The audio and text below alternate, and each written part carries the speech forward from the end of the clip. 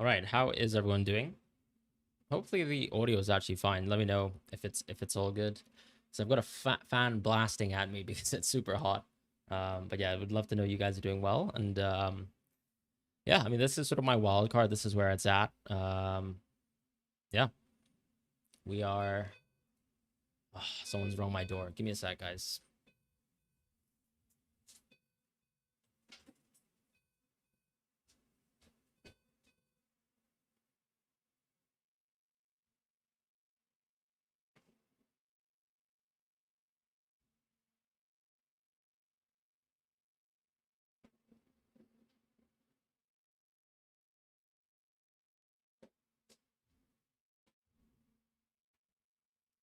Okay, I'll probably have to open the door in a moment, but we go back to the live stream. So, yeah, I mean, Messi should be in the draft, but I'll be honest, I think Gakpo is better than Messi on paper for just the fixture. I think Kane is also better than Messi.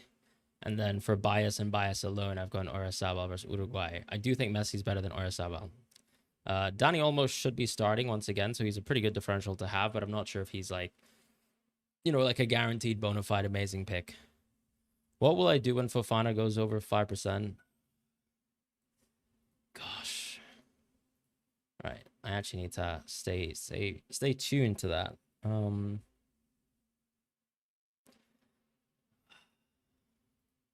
Haven't thought about that necessarily. I guess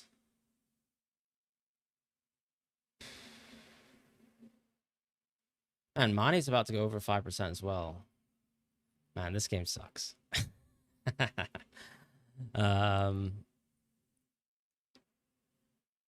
don't know if Munir is even necessarily going to start because they could still start Castagna. Gakpo's better than Messi. That's not exactly what I said. I said he's better than Messi for Matchday 3, I think. If his minutes might not be perfect for Jordan. Trossard is currently not training, so is Mikel, but I think it's precautionary, so I'm not that worried about Trossard right now.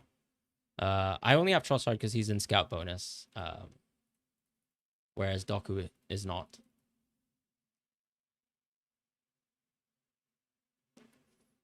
Right. Yeah, I mean, there's a couple of things to obviously look at, which we will. I'm trying to think about. I mean, is anyone going Bukayo Saka in the midfield? Sar's a forward, so it's tricky as well. I'll be honest, like I'm going Oyarzabal for pure bias. I'm not telling anyone not to go Oyarzabal. That's sort of that's not the point of like what I'm saying, I guess.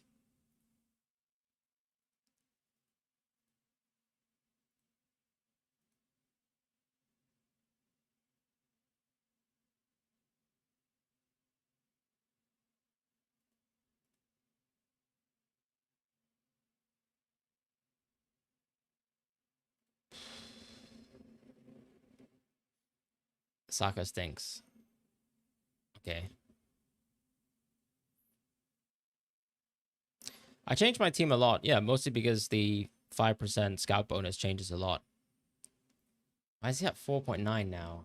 Oh, this is so unnecessary. Why no Somerville? Because he's out of the scout bonus as well. Ugh, why is Mane over scout bonus? It's like, what is this game? Okay, all right, fine.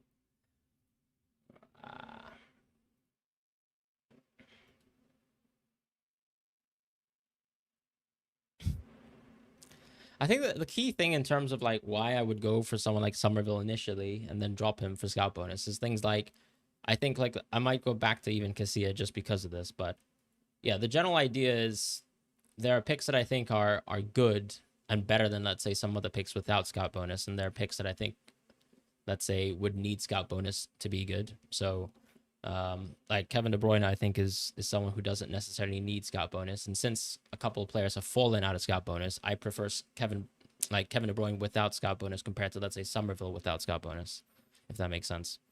Why is Sar forward? I don't know. Dewey didn't start the last game, yeah, but Singo is not going to play versus Curacao, so he'll play right back, right? Anish, thank you so much for this for the message. Hey, Fran Suzuki, nice. Doomfries, Klasenak, Dest. I mean, is Dest really good at play? They could technically rest him, no? Due, Mazraoui, Vinny, Saibari, Imbiom, Somerville, Embolo, Vozinha, Olise, Mbappe, Messi. Yeah, I mean, I like that team. Obviously, I think Vozinha is a bit of a stretch. I know people like Vozinha, but I think the only pick I don't necessarily know will start for sure is like Dest, right? Because USA kind of have. I mean, like, why can't USA just rotate? Fofana 4.9, yeah, he definitely changes. How likely is Coman to rest Gakpo, Robbie, Dumfries? I don't think it's that likely because it seems like they still want to push for first place, right? How am I feeling about Mbappe? I mean, he's going to be strong once again, but I don't feel too bad about not having him. I don't think Oyarzabal is that far apart from, let's say, Mbappe and like a limited minutes Messi. Yeah, I think the Mane thing is brutal, but at the end of the day, of all the, like, a lot of the players who actually have something to play for technically, right? That I feel like their limits could still be quite capped. But when you look at someone like, let's say, Mane, I still think he's going to play the full game for Senegal, because for Senegal, they're just fighting for, as like, they need to score as many goals as possible, even if they're, you know, and the win is not even guaranteed from their perspective, right? So they pretty much need to push for like maximum goals to get the best goal deficit, because unfortunately they've conceded a lot of goals. Brobbey has had some sort of injury doubts, because I think he did obviously take a bit of a blow, but he should be fine. Obviously the risk you run is Depay, I guess. KHM, thank you so much for the message. Really appreciate that, my friend. Mbappe or Messi? I think Messi is still better, just because the matchup is so much easier for Messi, and it still seems like Messi's going to play a fair amount of minutes for Jordan.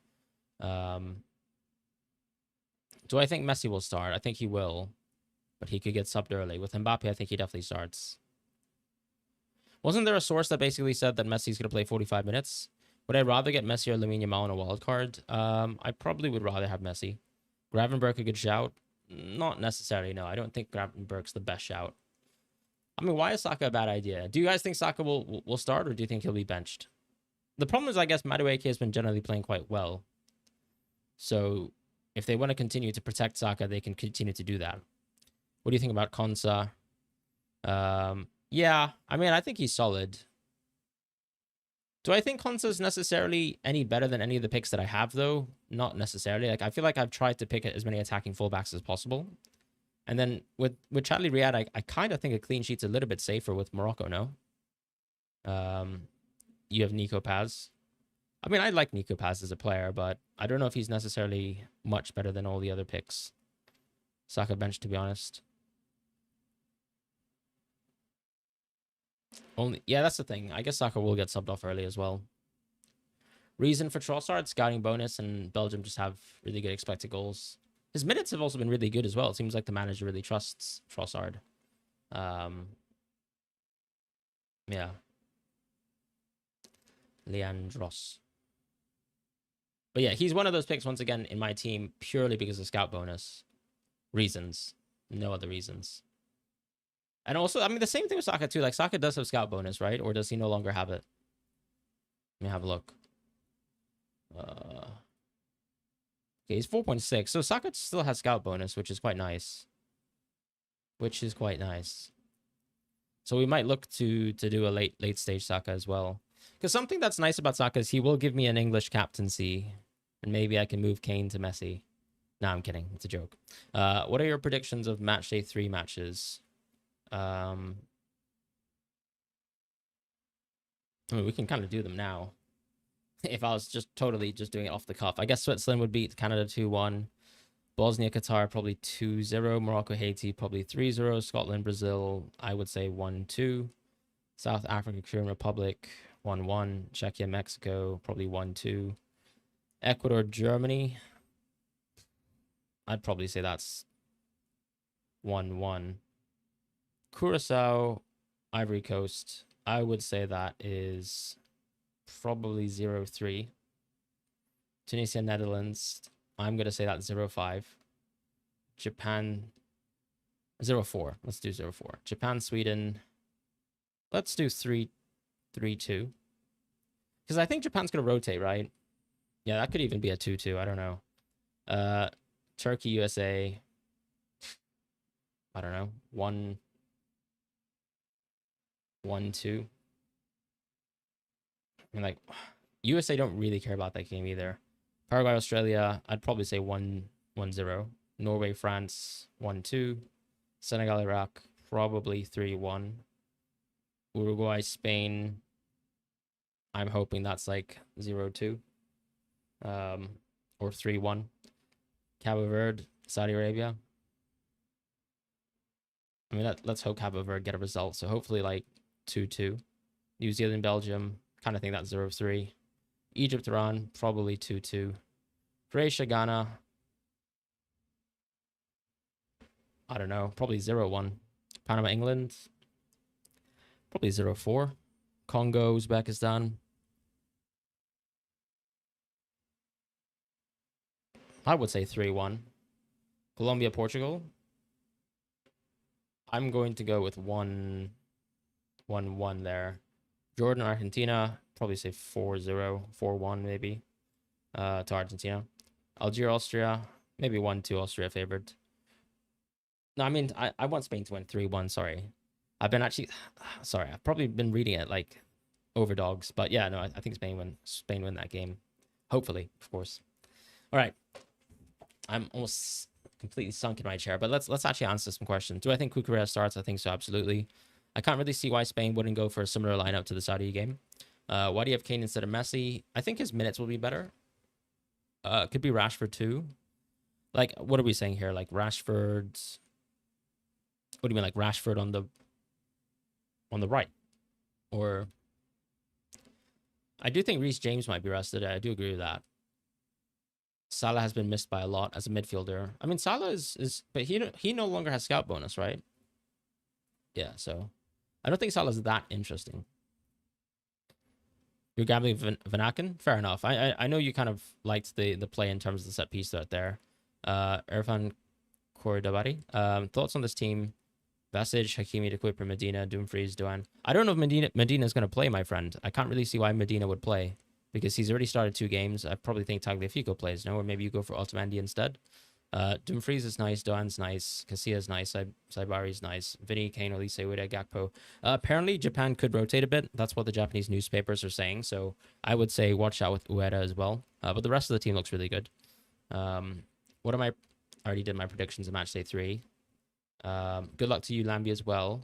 I do like Nico Baz, but once again, I think a lot of the teams that have a reason to rotate, you also have to think they don't have maybe necessarily a full reason to play every player for 90 minutes. So it could be the case that, you know, you have players that play like 60 minutes and stuff like that. Salah's definitely really low on projections. For this match day, yeah. I actually bought Salah in a different game, but yeah. I do think Doué starts because Singo is... He's not full... I mean, he's a little bit injured for this match, so I from what we understand, Curacao is... for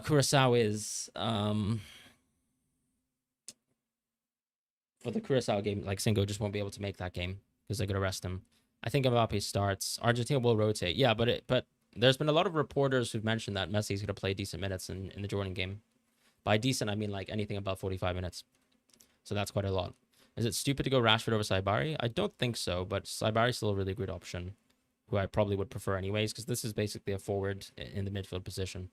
Am I subbing into Kuiper if any defender is less than 9?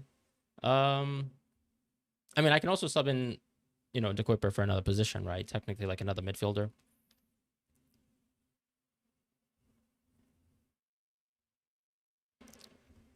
Neymar Jr. probably won't risk it. Why Riyad over Mazraoui? I think Charlie Riyad probably has better goal scoring chances just from set pieces.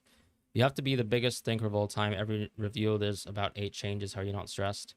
It's not that it's not. I think it's just specific to this game, right? Like in FPL, you only have like 1 or 2 or 3 decisions to make. In a game like this, generally I have a good overview of like everyone's expected points, what their kind of projected numbers are, what the team strengths are, and stuff like that. And you know, there's a lot of changes you can make. At the end of the day, you've got 48 teams in a tournament. 24 teams will play like their own matches every single game. So every single match day, at least up until now. So you're gonna like, you know, you're gonna have to make decisions that will change the team a lot without. And it doesn't really stress me, to be honest, because at the end of the day, I know I can only pick 15 players, and there's probably a pool of like, let's say 100 players that I actually quite like.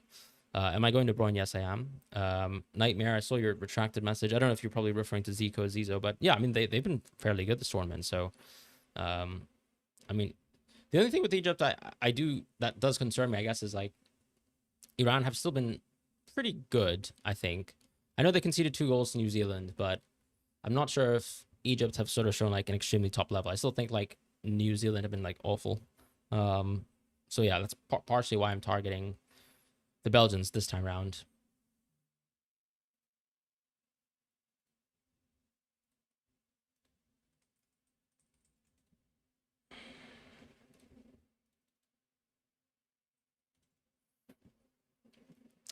Not everything is about 2 extra points. That's not the point, though. Well, I'm not playing for 2 extra points. It's just that everything has like projected expectations, right? So when you get an additional potential 2 points, then of course you just change your expectations. I think the mistake that people actually make when they actually play fantasy games is thinking that you're going to find a golden 15 set of players and that you've got, I don't know, the keys to everything in life. And you really don't. A lot of the times it's just making sound reasonable decisions on players. And then obviously you can make, like, for example, I will still deliberately like not choose players or not go for players if I don't like, the way that their team plays, if I don't really agree with the market odds for a very specific reason, if that or other. But yeah, at the end of the day, as I said, you've got a huge pool of players, so you're picking sort of between 30 players that you think are reasonably good. And then once the ownership changes as well, when players are on that threshold, you might change your kind of opinion on them. Like, for example, once England drew versus Ghana, that's opened up another pool of players once again. Thank you, Siddharth. Why am I doing wild card? Round of 32. I mean, you literally have a wild card in round of 32. It's just basically a complete reset with an additional budget. Mane, no scouting bonus, I still think is quite good. I know Mane has been really poor this tournament, but if you kind of look at his Senegal history, he's still been a top option. And he still scored like a brace versus USA in the friendlies. So I still think he's a reasonably solid pick, and he's going to play good minutes. Why do I prefer Hakimi captain over Vinny? I think the clean sheet odd chances are like super high. And then also Hakimi is one of those kind of like freakier attackers who I think has like insanely high like goal and assist projections for a defender. And because they both don't have scout bonus, I think he's marginally ahead of Vinny.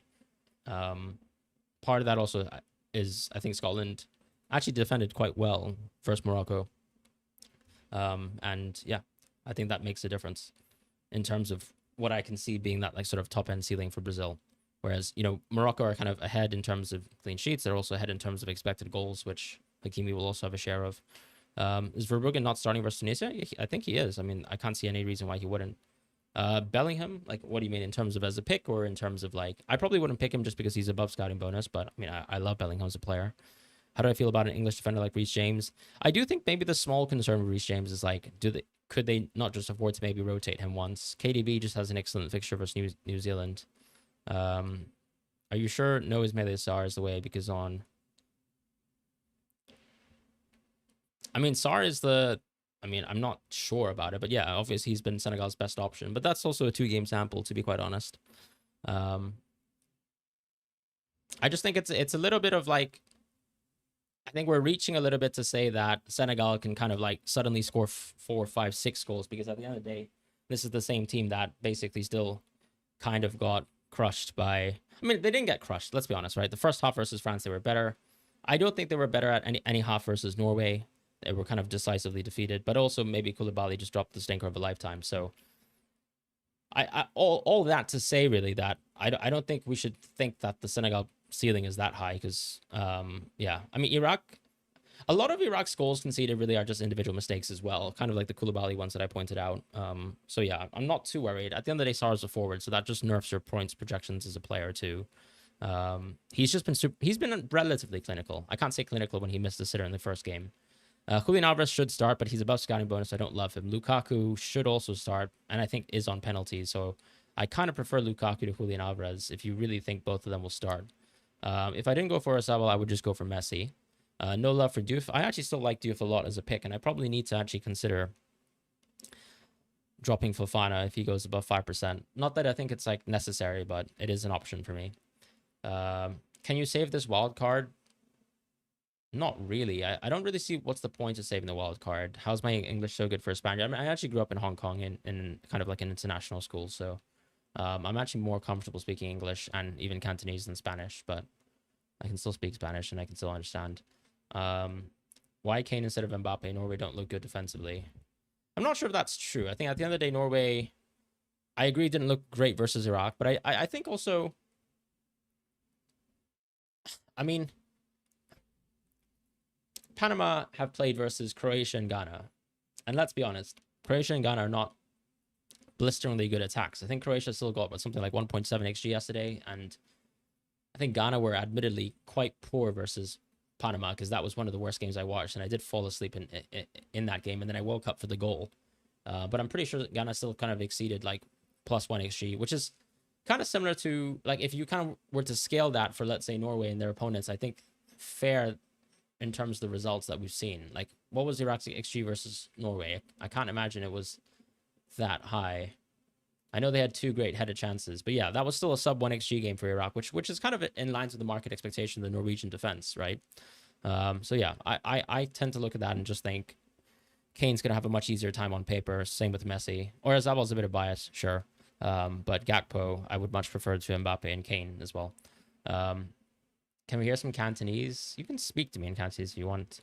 No Bosnia at all with a must-win game. I mean, there's a lot of teams with must-win games, but it doesn't mean that I have to pick them necessarily. I just think that Bosnia's upper bound ceiling is probably not that high. Like, they could probably win 2-0 or 1-0, but I still wouldn't feel super comfortable about going for a pick that is, like, going to scream and get a massive haul. Like, I can't even pencil who that is going to be for Bosnia.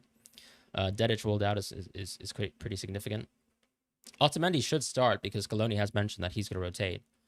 Not Casilla, Pentek, Fiery Coast. I mean, I've had Casilla in previous drafts, but I mean, he's also on a yellow card, so I do wonder if his minutes could be a little bit capped. I could bring him back, but I can't really see myself dropping Trossard, though, or Vinny. I think that's kind of the decision that I made, that I'd rather have Vinny than Casilla, basically. And I still think I'd have Mane regardless, and I still think I'd have Saibari regardless. Thoughts on Nico Paz? I think he's solid, but I'm not sure if people's... Like, I don't think it's right to kind of look at it and just think this is the like for like replacement with Messi and he's going to do what Messi has done, right? So I just think we're probably gassing up Nico Paz a bit too much for farming Serie A, if I'm being completely honest. If anything, I actually think Paz is probably going to be a little bit overrated as an option. You really want Cunha? Is it too risky? I can't see why it's risky. I mean, he had a great game last time out. Why leave Freeland in the bank? Because the game isn't about using your bank. Mane or Vinny Jr., I'm going to just put you in timeout. Try not to spam chat, guys, because I'm not going to answer messages if you're going to spam in chat. I think Consa should start 100%. I don't know. I mean, like, England have they've trialed Consa, Guehi, and Consa Stones at this point. Is it possible they go Guehi and Stones? Probably not. I don't think Jude is that great of a pick, if I'm honest. Thoughts on Somerville? I think he should start, but there's a lot of like there are some Dutch sources kind of suggesting that there could be a little bit more rotation for the Netherlands. I don't think Salah is necessarily a better option than Mane, no. I mean, it is Senegal versus Iraq, and it's also Salah versus Iran, and I do think Iraq look a lot easier on paper than, let's say, because also Egypt don't really have a massive onus to do super well in this game. Like, they could also rest their players a little bit. You've seen Salah come off a little bit earlier in games. Mane tends to get a little bit more minutes. I do think Salah's super viable, though. Nothing wrong with him. Rui Marcelino. Hi, Fran. I have a midfield locked with Vinny, Saibari, Mane, Kessie, Brahim. Those are really good options. Do you think Lukaku's a good choice to cover the lack of a Belgian mid? Not really. I still think I prefer KDB to Lukaku because you can't really guarantee that Lukaku's minutes will be perfect. I don't think Belgian players are necessary, no. I don't have Brobbey right now. Who to buy? Sar, Ahmad, Diallo, Diamande. I actually quite prefer Sar. Trossard's not in training, but I think it's precautionary, so I'm just going to risk it because he's playing on the 27th of June. He's not playing today. What do I think about Elijah Just? I mean he had a great showing the first game, but I'm probably not going to pick him. You're taking Kane over Messi because of the higher XG. Not even because of the higher XG. I just think his minutes might be better, but I could be wrong. Is Doku set to start? I'm sure he is. What do you think about Brahim Diaz minutes? Probably around 65 minutes, 70 minutes as a lower bound, and then like 75-ish. Because Morocco, I think the manager has already mentioned from Morocco's side that he's going to try push for like top spot in the group, right? So they do kind of need goal deficit as well. Who to buy? I've answered that question in terms of what you've asked for, Sharif. Ahmad or Mbappe? I would go Mbappe personally. Why not Mbappe? Because I've taken Oyarzabal, and obviously I'm comfortable with that decision. Doué didn't play the last game, yeah, but his replacement, Singo, is actually kind of dealing with an injury, so he's not going to play. If one Belgium attacker, who would it be? Probably KDB. Gakpo or Diomande? I probably would go Gakpo. Mane or Yamal? I'd probably go Mane for this match day, because I still think we're going to manage Yamal's minutes a little bit, right? It's not a complete must-win game for Spain. Spain can draw. Raheem on pens doesn't make him better. I mean, he probably is on penalties, but you never know, right? Because since the Panenka, I don't think Morocco have taken penalties, so it's possible that Hakimi or Saibari could still take penalties as well. Like, you don't really know for sure. I think Rashford and Saka are probably good choices, yes. Is Rashford a midfield in this game? Mbappe or Gakpo? I'd probably go Gakpo. Doku is set to start. I agree with that. Michelle and Trossard got a rest from training. Yeah, both should be fine. I agree. What about Otamendi? I think he should be a great option. Dzeko slightly worse than the other scouting bonus forwards according to the betting odds. He does, however, play in a unique time slot for captaincy. Yeah, I mean, let's have a think about this, right? So, for example, in my team, I'm going to have one Moroccan option in this game, in this time slot. So that's one. Then I've got one Ivory Coast option. So that's two. Then I've got Netherlands 3. Then I've got Senegal 4. Then I've got Spain 5. Then I've got Belgium 6. Then I've got England 7. Then I've got that's it, right? Because I don't have Messi. Yeah, so I've got 7 captaincy options. I think in theory, giving yourself maybe like, if let's say if I raise my captaincy options from 7 to 9, I think at best I'm really giving myself probably an extra projected point. So I still much prefer picking teams that have better fixtures than, you know, vice versa. I've only picked Riyad over Mazraoui because he's got better chances of getting a goal just from set pieces. So I'm kind of hoping he can score a header, that kind of thing. I do think Somerville is a good option, but people do think that is like different sort of Dutch sources have different opinions on like his minutes. He's obviously been much better than both Malin, or I mean Malin arguably, like, or any kind of option on the right hand side. But yeah, I mean some people think that the Dutch could rotate a bit harder.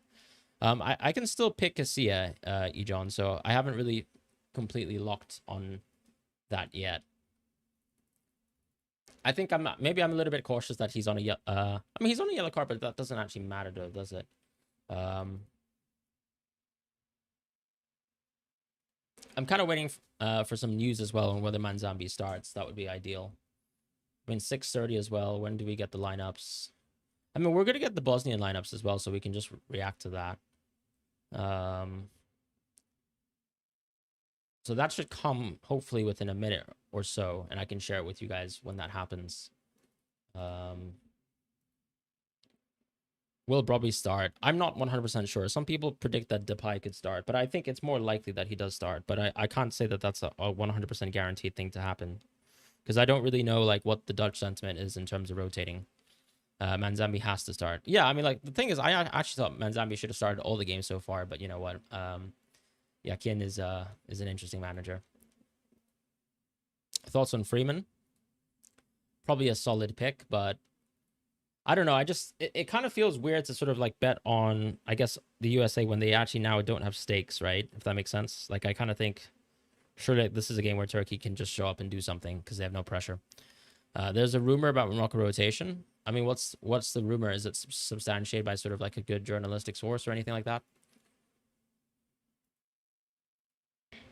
Did I activate my wild card? Yes. Shouldn't Diomande be a good pick? Of course he is. Will Dio 100% start? Yeah, because I'm pretty sure Mendy's ruled out for this game.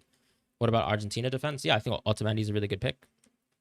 Probably in the next 30 minutes, we'll find out if Fofana stays at this sort of selection percentage. I would...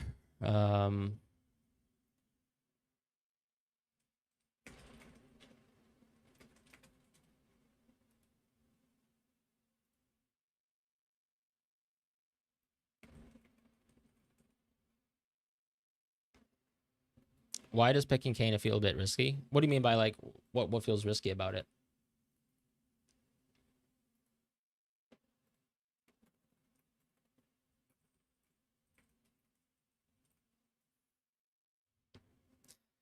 I think Vinny should be on penalties, but Paqueta could also take penalties. The Kuiper has actually just been super attacking, and I think he put in a really good performance in match day 2. So that's why I kind of think he stays inside of my team. Ismail Assar is a fantastic pick as well, just like Diomande, just like Diallo. I personally prefer Sar Why cap Hakimi over Saibari? Just clean sheet odds are high, and I think he's also got good chances of getting a goal as well. And now that Saibari no longer has scouting bonus, it's not like something that goes in his favor. What's my rank? Around 60k. I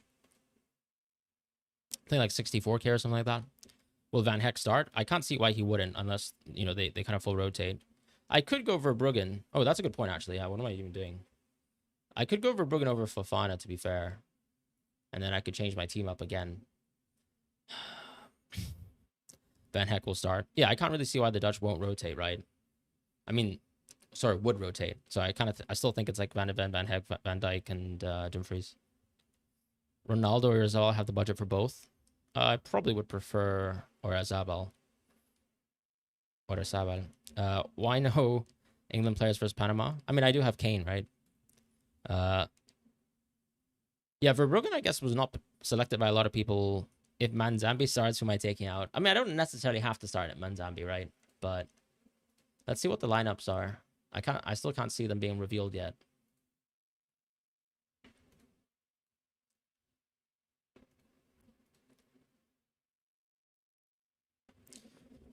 Don't go for Verbruggen. That's my keeper. Okay. What about the English defense? Is anyone nailed? I mean, Konsa, I guess, is pretty nailed. I can't see why he wouldn't be. Kane failed to show up against Ghana, so I don't know. He feels risky than picking Messi. Yeah, but I mean, like, you can't just play fantasy games purely by just like, okay, these people have been doing good, like, consistently, so therefore we'll pick them all the time, right? Because it's part of it's like I mean, the reason why we didn't go for Kane at all initially was because the Matchday 1 and Matchday 2 fixtures for England were perceived to be bad, and the Panama game was perceived to be an extremely easy game. Yeah, I know Oyarzabal was struggling with a bit of a knock, but I think he did his press conference like 2 days ago, and he said he was fine, right? According to my calculations, Van de Ven is clearly superior to Dumfries if he gets scouting bonus. I guess based on your calculations, I'd have to kind of know what your your predicted XA and XG is for Van de Ven. But I can kind of see the point. It's just that, I don't know, Dumfries just seems like ridiculously attacking, and I probably don't want to miss out.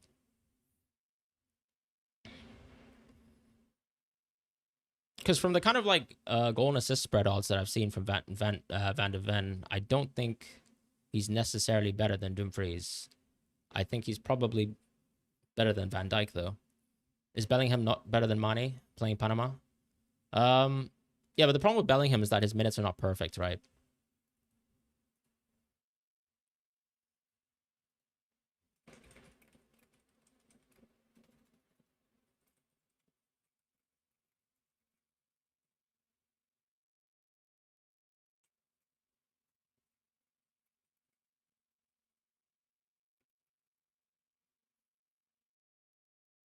Trossard or De Bruyne? I kind of prefer De Bruyne just because I don't know if Trossard's minutes will be perfect. Now, Trossard has actually played 2 90-minute games so far, but there's nothing to really suggest that his 90-minute games would be like playing, would be 3-ish. Van de Ven XGI is 0.34. I mean, Dumfries having 0.43 is ridiculously low, no? I mean, what are we calculating this based off of, though? Because that 0.34 number for Van de Ven, if you're saying that that's a baseline, seems like really high to me. I can't quite understand that.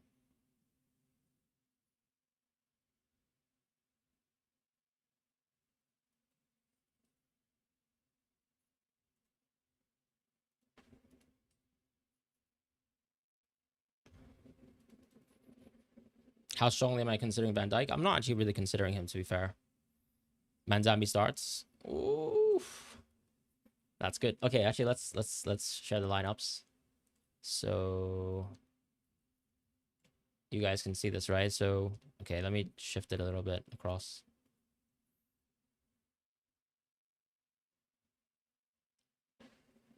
Well, either way, Manzambi starts. So does Vargas. Bosnia lineup. When's it on? Okay, I think my webpage is just... My webpage is completely crashed there a bit.